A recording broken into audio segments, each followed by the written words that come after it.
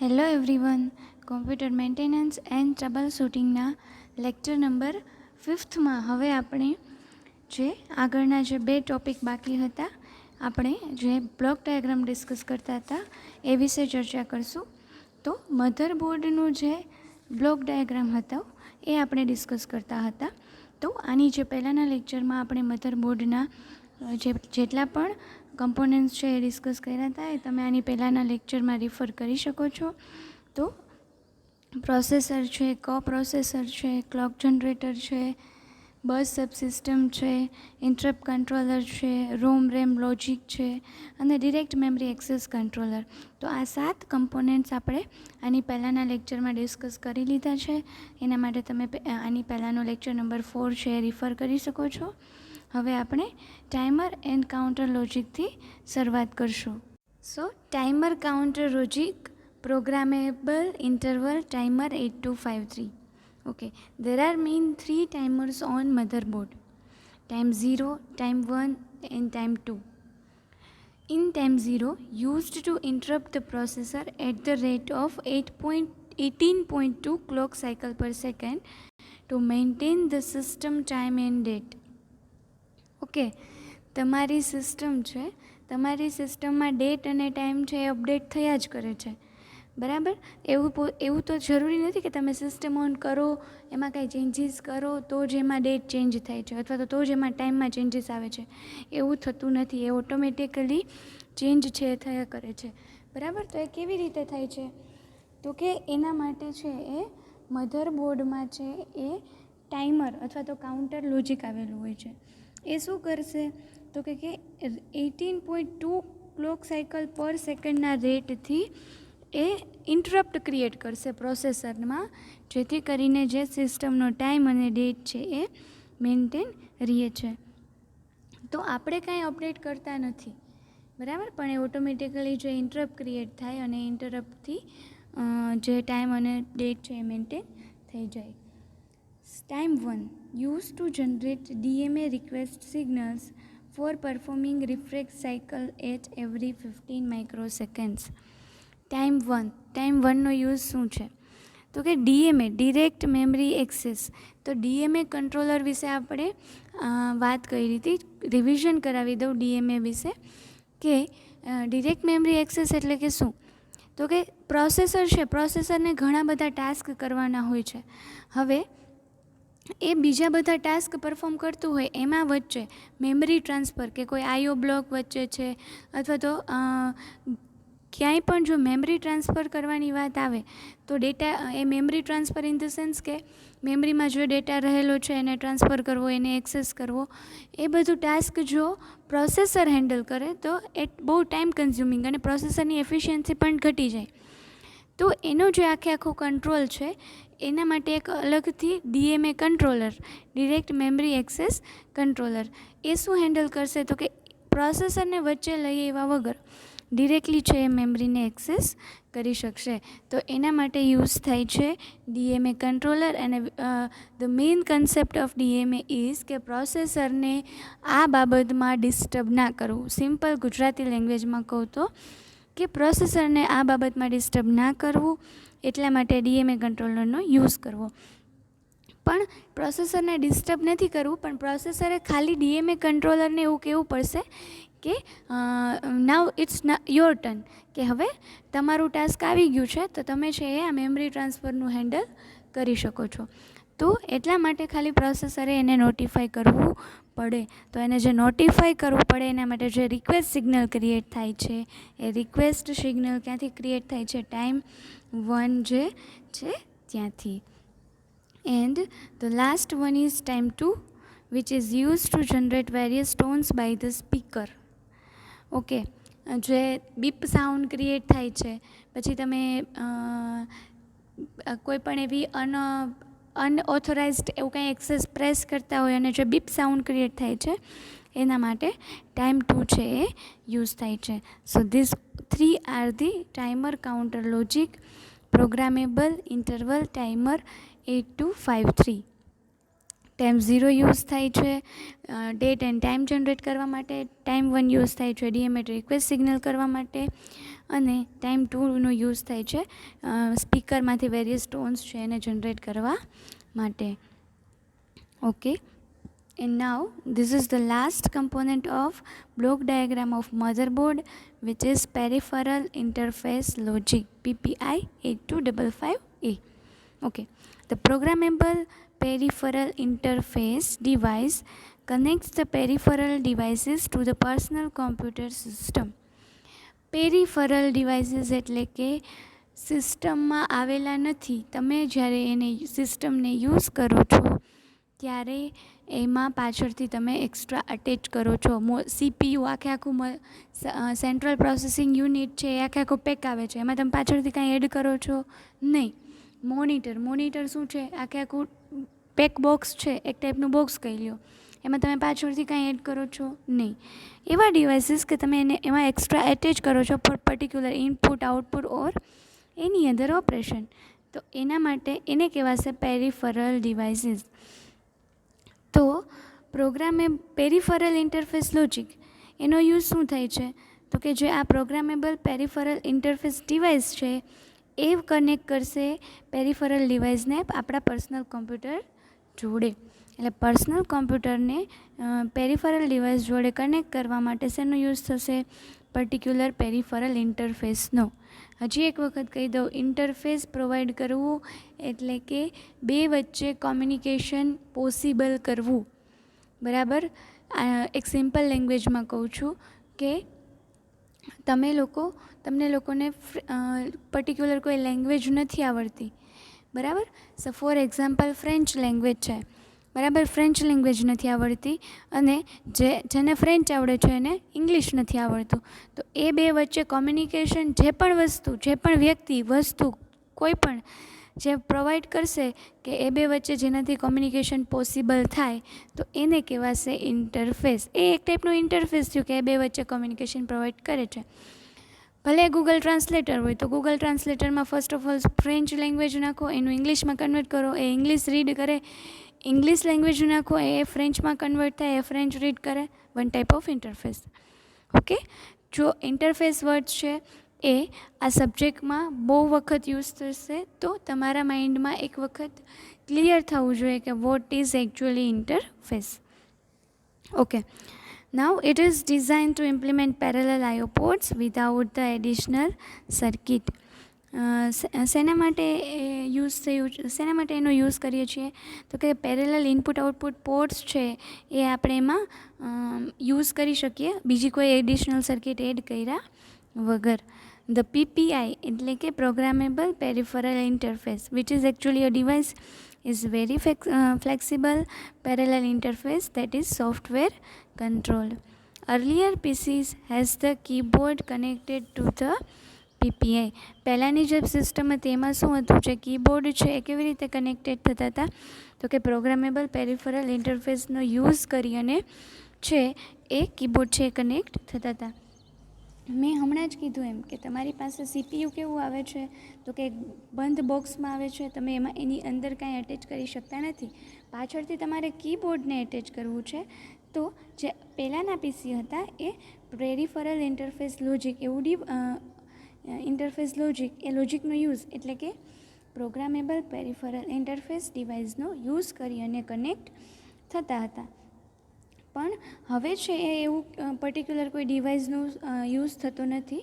પણ જે હવેના મોડેલ આવે છે, હવેના મોડેલમાં શું હોય છે, તો કે એક સેપરેટ માઇક્રો કંટ્રોલર હોય છે, જેમ કે 8042, બરાબર. એ સેપરેટ માઇક્રો કંટ્રોલર જ આપી દીધું હોય છે, જેથી કરીને ડિરેક્ટલી છે એ માઉસ અને કીબોર્ડ છે એ કોમ્પ્યુટર સિસ્ટમ જોડે કનેક્ટ થઈ જાય. ઓકે, શું કામ એને એવું કર્યું, તો કે પહેલાં એવું હતું કે particular programmable peripheral interface device આપતા કે જેનાથી તમે કીબોર્ડને કનેક્ટ કરી શકો છો. જેમ જેમ સિસ્ટમમાં અપડેશન આવતા ગયા એમ ખબર પડતી ગઈ કે ઓકે અત્યારે જે સિસ્ટમ છે એમાં ઇનપુટ આઉટપુટ માટે કીબોર્ડ અને માઉસની રિક્વાયરમેન્ટ તો હોવાની જ છે. કોઈ પણ સિસ્ટમ છે એ સિસ્ટમમાં CPU અને મોનિટર સિવાય પણ શેની રિક્વાયરમેન્ટ આવશે, તો કે કીબોર્ડની અને માઉસની રિક્વાયરમેન્ટ તો આવશે જ. તો કીબોર્ડની અને માઉસની રિક્વાયરમેન્ટ આવવાની જ છે. તો કોઈ એક્સ્ટ્રા પેરિફરલ ડિવાઇસ યુઝ કર્યા, ઇન્ટરફેસ ડિવાઇસ યુઝ કરવાને બદલે એક એક્સ્ટ્રા જે સેપરેટ માઇક્રો કંટ્રોલર જ આપી દીધું 8042 કે જેથી કરીને ડિરેક્ટલી માઉસ અને કીબોર્ડ છે એ આપણે કનેક્ટ કરી શકીએ છીએ. સો this is the last component of block diagram of peripheral interface logic. Okay, so here is the list of components which we discussed already in block diagram of motherboard. So first is processor, but obvious છે motherboard છે તો એમાં main જે components હશે heart of the computer, બરાબર, એ શું હશે? Processor હશે. આપણે આગળના જ લેક્ચરમાં જોયું હતું કે પ્રોસેસર શું કરશે, તો કે પ્રોસેસર છે એ ઝીરોઝ અને વનને હેન્ડલ કરશે, બધા ટાઈપના, એટલે કે બાઇનરી વેલ્યુને જે હેન્ડલ કરે છે એ એકચ્યુઅલમાં પ્રોસેસર છે. તો જેટલી પ્રોસેસિંગની સ્પીડ વધારે એટલી જ આપણી સિસ્ટમ છે એ વધારે ફાસ્ટર છે એ રન થશે. અને આપણે પ્રોસેસરને 2 સેક્શનમાં ડિવાઈડ કર્યા હતા. કયા 2 સેક્શનમાં? તો કે બસ ઇન્ટરફેસ યુનિટ અને એક્ઝિક્યુશન યુનિટ. આ 2 સેક્શનમાં આપણે ડિવાઈડ કર્યા હતા કે બસ ઇન્ટરફેસ યુનિટ છે એ શું કરશે, તો કે ટ્રાન્સફર કરશે ડેટાને, અને એક્ઝિક્યુશન યુનિટ શું કરશે, તો કે એક્ઝિક્યુશન યુનિટ છે એ ઇન્સ્ટ્રક્શનને કેરી કરશે. સેકન્ડ કમ્પોનન્ટ્સ છે કોપ્રોસેસર. ઓકે, યાદ કરો કોપ્રોસેસરનું ટાસ્ક શું હતું? બરાબર, આ 4th લેક્ચરમાં જ આપણે જોયું હતું કોપ્રોસેસરનું ટાસ્ક શું હતું. ઓકે, તો કોપ્રોસેસર છે એ કમ્પલસરી હતું કે ઓપ્શનલ હતું? બટ ઓબ્વિયસ છે કોપ્રોસેસર છે એ કમ્પલસરી પાર્ટ નથી, which is a optional part. કેમ કે કોપ્રોસેસરથી શું થશે, તો કે જે આપણા અમુક સ્પેસિફિક ટાસ્ક છે એ આપણે કોપ્રોસેસરને આપી દઈએ તો પ્રોસેસરની સ્પીડ છે એટલી વધી જાય. તો એના માટે આપણે છે એ કોપ્રોસેસર એટેચ કરતા હતા, પણ એ એટેચ કરવું છે એ કમ્પલસરી નથી. ઓકે, થર્ડ કમ્પોનન્ટ છે ક્લોક જનરેટર. તો ક્લોક જનરેટર એટલે શું, તો કે ક્લોક જનરેટરનો યુઝ કરી અને જે દરેક પ્રોસેસ છે એને આપણે સિન્ક્રોનાઇઝ કરી શકીએ, બરાબર, દરેક પ્રોસેસ છે એનો ટ્રેક રાખી શકીએ અને એનો સિન્ક્રોનાઇઝ કરી શકીએ છીએ. ફોર્થ કમ્પોનન્ટ છે બસ સબસિસ્ટમ. તો બસ સબસિસ્ટમથી શું થતું હતું, તો કે ડેટા એકચ્યુઅલી બસ દ્વારા, બરાબર, બસનું કામ ઇન જનરલ વિચારો, બસનું ટાસ્ક શું છે? પેસેન્જરને એક જગ્યાએથી બીજી જગ્યાએ પહોંચાડવા. સેમ વસ્તુ બસ સબસિસ્ટમનું કોમ્પ્યુટરમાં ટાસ્ક શું છે, તો કે ડેટાને એક જગ્યાએથી બીજી જગ્યાએ પહોંચાડવો. Fifth one is interrupt controller.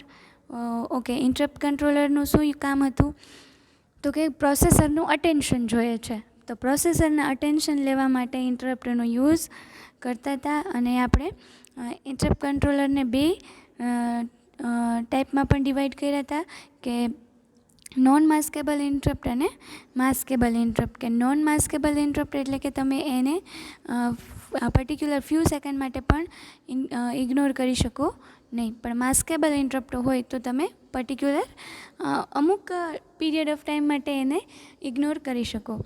Okay, તો ઇન્ટરપ્ટ શું મેનેજ કરતી હતી, તો કે ઇન્ટરપ્ટ છે એ ઇન્ટરપ્ટ જનરેટ થાય છે તો પ્રોસેસરનું અટેન્શન લે છે.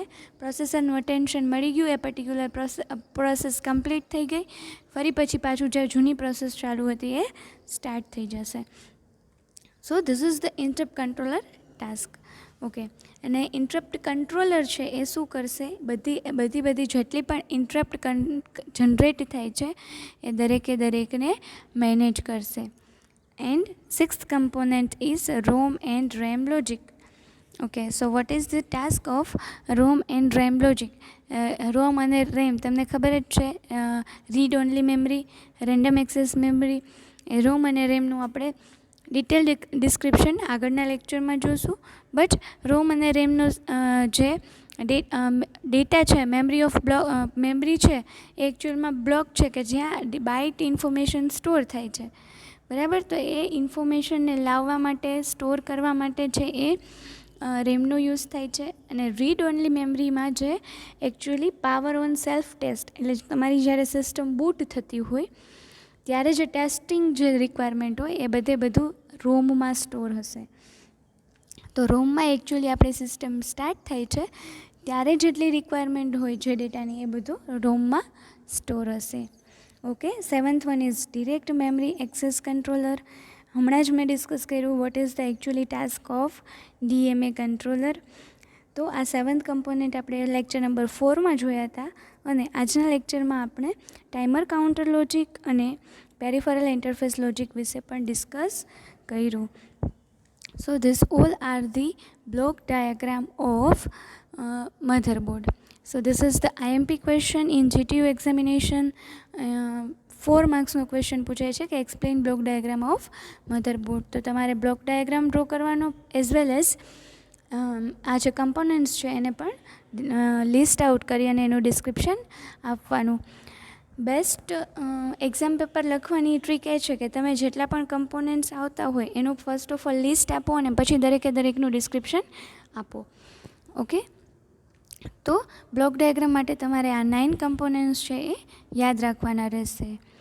ઓકે, હવે આપણે ડિસ્કસ કરશું different types of motherboard. Okay, અત્યારે આપણે શું જોયું? પહેલાં આપણે 4th લેક્ચરમાં લેઆઉટ જોયું હતું મધરબોર્ડનું, પછી તો કે બ્લોક ડાયાગ્રામ ઓફ મધરબોર્ડ જોયો. હવે આપણે જોઈએ કેટલા ટાઈપ્સના મધરબોર્ડ છે એ હોય છે. ઓકે, તો અહીંયા લિસ્ટ આઉટ કર્યું છે 3 ટાઈપ્સના એકચ્યુઅલમાં મધરબોર્ડ હોય છે. કયા કયા 3 ટાઈપ? તો first is known integrated motherboard, second is integrated motherboard and third one is embedded motherboard. આ ટોટલ 3 ટાઈપ્સના મધરબોર્ડ છે એ અવેલેબલ છે. આપણે 1 બાય 1 ત્રણેયને ડિસ્કસ કરીએ. So first one is known integrated motherboard. Okay, non-integrated motherboards have assemblies such as the IO port connectors, એટલે કે serial અને parallel port, hard drive connectors, floppy controllers and connectors, જોયસ્ટિક connection et cetera installed as expansion boards. Okay, તમે એકચ્યુઅલમાં જો તમને ports actually શું છે અને connector શું છે એના વિશે આઈડિયા ના હોય તો લેક્ચર નંબર 4માં આપણે વેરિયસ ટાઈપ્સ ઓફ પોર્ટ અને કનેક્ટર પણ ડિસ્કસ કર્યા હતા. તો હવે જો મધરબોર્ડનો ટાઈપ નોન ઇન્ટિગ્રેટેડ છે. એકચ્યુઅલી પહેલાં એનો ઇન્ટિગ્રેટેડ એટલે શું અને નોન ઇન્ટિગ્રેટેડ એટલે શું એ મિનિંગ સમજીએ. ઇન્ટિગ્રેટેડ એટલે કે અંદર જ હોવું, અંદર જ જોડાયેલું હોવું, અને નોન ઇન્ટિગ્રેટેડ એટલે કે અંદર જોડાયેલું ન હોવું. બરાબર? તો નોન ઇન્ટિગ્રેટેડ મધરબોર્ડ એટલે કે એની અંદર ઓલરેડી અટેચ હશે નહીં. ઓકે, હવે તમારે એ વિચારવાનું છે કે શું ઓલરેડી અંદર અટેચ નહીં હોય, કયા કયા કમ્પોનન્ટ્સ છે અંદર અટેચ નહીં હોય. તો કે જે આઈઓ પોર્ટ કનેક્ટર છે, હાર્ડ ડ્રાઈવ કનેક્ટર્સ છે, ફ્લોપી કંટ્રોલર્સ છે અને ફ્લોપી કનેક્ટર્સ છે, જોયસ્ટિક માટેનું કનેક્શન છે, આ બધા ઓલરેડી મધરબોર્ડમાં ઇન્ટિગ્રેટેડ હશે નહીં. તો શું હશે? એના માટે સ્પેશિયલ એક્સપાન્શન બોર્ડનો યુઝ કરેલો હશે. બરાબર? એટલે કે એક્સપાન્શન બોર્ડ એટલે એક્સપાન્ડ કરવું એટલે કે વધારવું. બરાબર? તો એક્સપાન્શન બોર્ડ એટલે શું? તો કે પાછળથી આ એક્સપાન્શન બોર્ડ મૂકીએ મધરબોર્ડમાં તો જેથી કરીને આ બધું આપણે યુઝ કરી શકીએ. આઈઓ પોર્ટ કનેક્ટર છે, હાર્ડ ડ્રાઈવ કનેક્ટર્સ છે, એ બધાનો આપણે યુઝ કરી શકીએ. એટલા માટે છે એ એક્સપાન્શન બોર્ડમાં છે એ ઓલરેડી એડ કરી દેવામાં આવે. તો મધરબોર્ડ જ્યારે બનાવવામાં આવે છે ત્યારે મધરબોર્ડનો યુઝ નથી થતો. મધરબોર્ડમાં છે એનો આ મધરબોર્ડમાં ઓલરેડી આ અટેચ થતું નથી, પણ એ શું કરીએ છીએ? એક્સપાન્શન બોર્ડમાં અટેચ કરીએ છીએ, અને એટલા માટે જ એને નોન ઇન્ટિગ્રેટેડ મધરબોર્ડ કહેવાય છે. સો આના લીધે શું થાય છે? તો કે જે મધરબોર્ડનો એક્સપાન્શન સ્લોટ હોય, બરાબર, એ મધરબોર્ડનો એક્સપાન્શન સ્લોટ છે એ રોકાઈ જાય છે, જેથી કરીને જે એકચ્યુઅલમાં ફ્રી સ્પેસ હોય છે એ ફ્રી સ્પેસ પણ ઓછી થઈ જાય છે. તો જેથી કરીને જે જૂના મધરબોર્ડ હતા એ જૂના મધરબોર્ડ બધા નોન ઇન્ટિગ્રેટેડ મધરબોર્ડ હતા. બરાબર? જે અત્યારની સિસ્ટમ છે એમાં ઓલરેડી ઇન્ટિગ્રેટ કરેલું જ આવે છે, એમાં એક્સપાન્શન બોર્ડની અથવા તો એક્સપાન્શન સ્લોટની જરૂર પડતી નથી. એક્સપાન્શન બોર્ડમાં આ બધું કનેક્ટ કરેલું હોય તો મધરબોર્ડમાં એક્સપાન્શન સ્લોટ હોય છે. એ એક્સપાન્શન સ્લોટમાં છે આ અટેચ કરવાનું, અને જેથી કરીને આ બધું આપણે આ જોયસ્ટિક છે, હાર્ડ ડ્રાઈવ છે, ફ્લોપી કનેક્ટર્સ છે, સિરિયલ અને પેરેલલ પોર્ટ્સ છે, એ બધાનો યુઝ કરી શકીએ છીએ. So I will discuss that most of the older motherboard were non integrated. જે જૂના હતા એ બધા નોન ઇન્ટિગ્રેટેડ મધરબોર્ડ હતા. અને પછીની જે સિસ્ટમ આવી એને શું કર્યું હતું કે આમાંથી અમુક કમ્પોનન્ટ્સ છે એને મધરબોર્ડની અંદર જ ઇન્ક્લુડ કરવાની ટ્રાય છે એ કરી. તો જ્યારે 3 ટાઈપ આવે મધરબોર્ડના, નોન ઇન્ટિગ્રેટેડ, ઇન્ટિગ્રેટેડ અને એમ્બેડેડ. તો નોન ઇન્ટિગ્રેટેડ એટલે કે ઇન્ક્લુડ કરેલું ન હોવું. ઇન્ક્લુડ કરેલું નથી તો એનું એક્સપાન્શન જે બોર્ડ છે એમાં પાછળથી અટેચ કરી અને મધરબોર્ડ સાથે કનેક્ટ કરવામાં આવે છે. આટલી વસ્તુ ખાલી તમારા માઇન્ડમાં ક્લિયર હોવી જોઈએ. Okay, now the second one is integrated motherboard. So here there is also shown in figure how actually integrated motherboard is look like. In integrated motherboard have assemblies that are otherwise installed as expansion board, integrated or built right onto the board. Okay, શું કહે છે તો કે expansion board તરીકે install કરેલી હોય અથવા તો ઓલરેડી ઇન્ટિગ્રેટ એટલે કે અંદર જ હોવું, અંદર જ જોડાયેલું હોવું. અને અથવા તો જ્યારે બિલ્ડ કરે ત્યારે બિલ્ટ રાઇટ એટલે કે મધર બોર્ડની ઉપર જ છે એ બિલ્ડ કરેલું હોય. તો મેં કીધું હતું કે ઇન્ટિગ્રેટેડ મધરબોર્ડ હશે તો એમાં શું હશે તો કે ઓલરેડી છે એ ઇન્સ્ટોલ કરેલું હશે. The serial and parallel ports, the IDE and floppy drive and joystick all connected directly to the motherboard. એ બધું શું હશે હવે તો કે મધરબોર્ડમાં ડિરેક્ટલી છે એ કનેક્ટ કરેલું હશે. This is now standard on any latest model 486 and above. તો જે પહેલાં પ્રોબ્લેમ થતો હતો કે એક્સપાન્શન બોર્ડ છે એમાં બધું અટેચ કરો, માઉન્ટ કરો, પછી એક્સપાન્શન બોર્ડને મધરબોર્ડના એક્સપાન્શન સ્લોટમાં અટેચ કરો, તો જે એકચ્યુઅલી એક્સપાન્શન સ્લોટ પણ રોકાઈ જતા હતા અને જે ફ્રી સ્પેસ અવેલેબલ હતી, ફ્રી સ્પેસ પણ ઓછી અવેલેબલ રહેતી હતી. તો એની બદલે શું કર્યું, ઓલરેડી મધરબોર્ડમાં ડિરેક્ટલી કનેક્ટ થયેલા જ આવ્યા. અને જે લેટેસ્ટ મોડેલ 486 અને એનાથી ઉપરના એ જે બધા આવ્યા એમાં આ ઇન્ટિગ્રેટેડ મધરબોર્ડ સ્ટાન્ડર્ડનો યુઝ થાય છે. It tends to free up some space inside the case and allows for better accessibility and air flow. But obvious છે જેનાથી સ્પેસ પણ ફ્રી થઈ ગઈ અને આપણે એક્સેસ છે એ ઇઝીલી કરી શકીએ.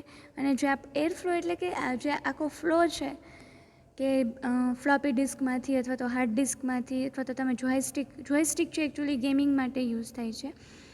તો જે જોયસ્ટિકનો યુઝ કરો છો તો એનો જે ફ્લો છે એ ઇઝી થઈ જાય છે.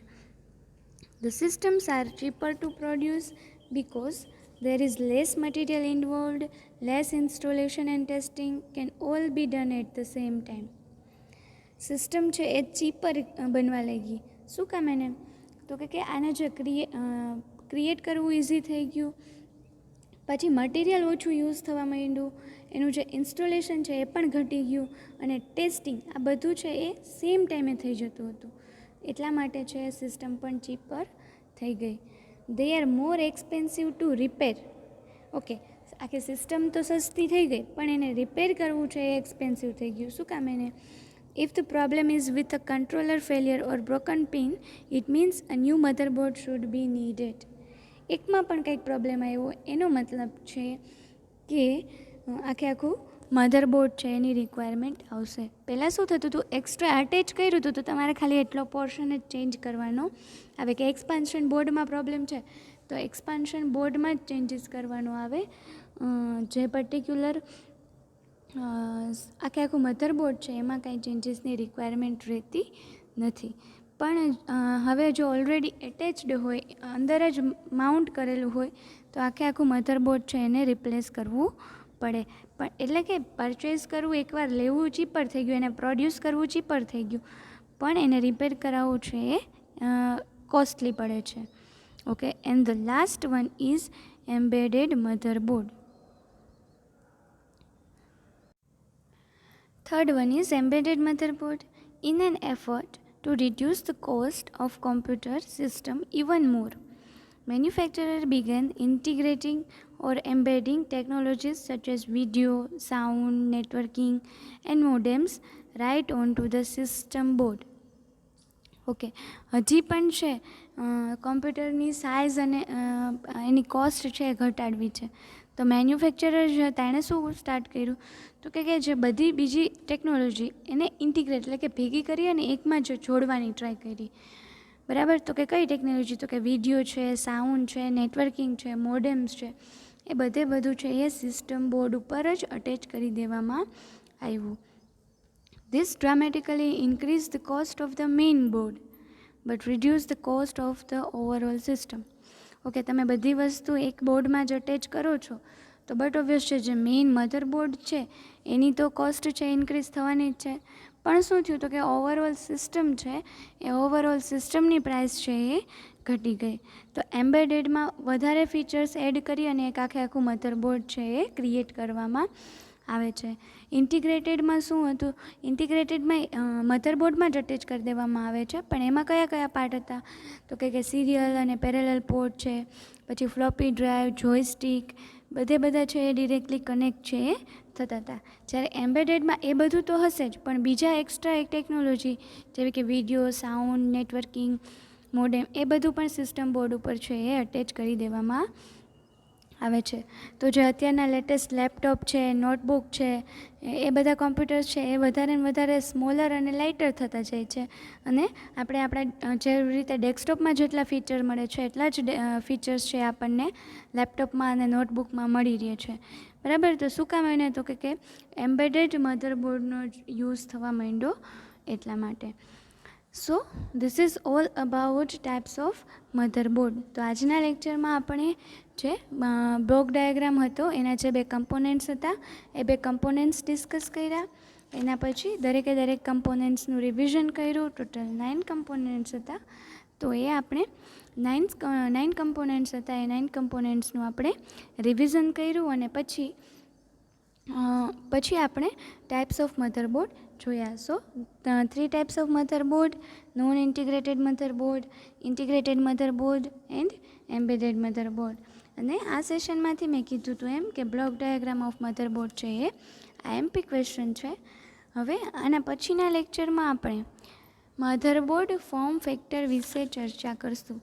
તો તમે બહુ કોમ્પ્યુટરનો યુઝ કર્યો હશે પણ મધરબોર્ડ વિશે ક્યારેય આટલું જાણ્યું હશે નહીં, કે મધરબોર્ડ વિશે આટલી ઇન્ફોર્મેશન ગેધર કરી હશે નહીં. તો આપણે મધરબોર્ડ ફોર્મ ફેક્ટર વિશે છે એ નેક્સ્ટ લેક્ચરમાં ડિસ્કસ કરશું. What is the motherboard form factor. પણ એની પહેલાં જસ્ટ ઓવરવ્યૂ જોઈ લઈએ કે ફોર્મ ફેક્ટર શું છે. તો what is form factor? When referring to computer hardware, a form factor is a specification of physical dimension, layout, and other explicit information that helps ensure the hardware works with product that support that form factor. Form factors help prevent incompatibilities between multiple hardware manufacturers. Okay, આ ટાઈપનું motherboard છે એ આ particular સિસ્ટમમાં અથવા તો આ hardware જોડે કમ્પેટેબલ છે એ કેમ ખબર પડે તો કે એના ફીચર્સથી, એનું ડાયમેન્શન કેટલું છે, એનું લેઆઉટ કેટલું છે, એની બીજી બધી ઇન્ફોર્મેશનથી. તો એ જે બીજી બધી ઇન્ફોર્મેશન કહો કે સ્પેસિફિકેશન કહો, એ સ્પેસિફિકેશનને પર્ટિક્યુલર ટર્મિનોલોજી કીધી છે, પર્ટિક્યુલર વર્ડ આપ્યો છે અને એ વર્ડ એટલે કે ફોર્મ ફેક્ટર. બરાબર, તો ફોર્મ ફેક્ટરથી ફાયદો શું થશે તો કે જે ઘણા બધા હાર્ડવેર મેન્યુફેક્ચરર હોય એ બધા વચ્ચે ઇનકમ્પેટેબિલિટી ક્રિએટ ન થાય. તો આઈડિયા આવે કે પર્ટિક્યુલર આ ડિવાઇસ છે, આ ડિવાઇસનું સ્પેસિફિકેશન આવું છે તો એ પર્ટિક્યુલર આ હાર્ડવેર જોડે વર્ક કરશે. બરાબર, એનાથી ઓછા સ્પેસિફિકેશન હશે તો એની જોડે વર્ક કરશે નહીં. તો જે ડિટેલ સ્પેસિફિકેશન કહો પર્ટિક્યુલર હાર્ડવેર ડિવાઇસનું, કોમ્પ્યુટર હાર્ડવેર ડિવાઇસનું ડિટેલ સ્પેસિફિકેશન કહો એને કહેવાય ફોર્મ ફેક્ટર. બરાબર, તો એ સ્પેસિફિકેશનમાં શું હોઈ શકે તો કે ફિઝિકલ ડાયમેન્શન હોય, લેઆઉટ હોય, અધર બીજી કોઈ એક્સપ્લિસિટ ઇન્ફોર્મેશન હોય કે જેથી કરીને આપણને ખબર પડે કે આ હાર્ડવેર છે એ આ પ્રોડક્ટ જોડે કામ કરશે. ઓકે, એટલે ફોર્મ ફેક્ટર એ ખાલી એક નવી ટર્મિનોલોજી છે. એકચ્યુઅલમાં તો તમે એને એવું જ કહી શકો કે કોમ્પ્યુટર હાર્ડવેરનું ડિટેલ સ્પેસિફિકેશન, કે જેથી ખબર પડે કે આ હાર્ડવેર આ પ્રોડક્ટ જોડે કમ્પેટેબલ છે. સો this is the basic definition of form factor. અને હવે પછીના આપણે નેક્સ્ટ લેક્ચરમાં મધરબોર્ડના સ્પેસિફિક ફોર્મ ફેક્ટર વિશે ડિસ્કસ કરશું. Okay, I hope you all of you enjoyed this session. Thank you.